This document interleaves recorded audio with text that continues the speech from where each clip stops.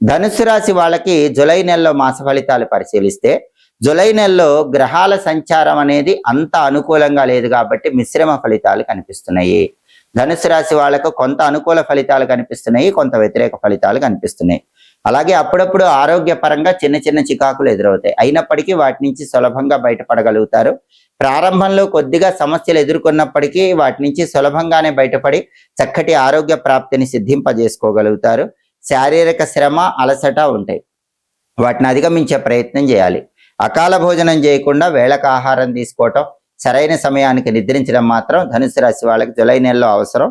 అదేవిధంగా ఏ పని ప్రారంభించినా సరే ఇతరుల యొక్క సహాయ సహకారాల వల్ల ఆ పనులన్నింటిలో మంచి విజయాలు పొందగలుగుతూ ఉంటారు. ఒక్కొక్కసారి బంధుమిత్రులతో విభేదాభిప్రాయాలు కలిగే సూచనలు ఉన్నాయి కాబట్టి బంధువులతో కానీ మిత్రులతో కానీ మాట్లాడేటప్పుడు గొడవలు రాకుండా జాగ్రత్తగా మాట్లాడే ప్రయత్నం చేసుకోవటం మంచిది. కుటుంబంలో అప్పుడప్పుడు చిన్న చిన్న కలహాలు ఏర్పడే సూచనలు ఉన్నాయి. అటువంటప్పుడు సమన్వయంతో ముందడుగు వేయాలి. స్నేహపూర్వకంగా మాట్లాడే ప్రయత్నం చేయాలి. ఉద్రేగాలకు లోనైతే మాత్రం కుటుంబ సభ్యులతో విభేదాలు ఎదుర్కొనే సూచనలు ఎక్కువగా ఉన్నాయి.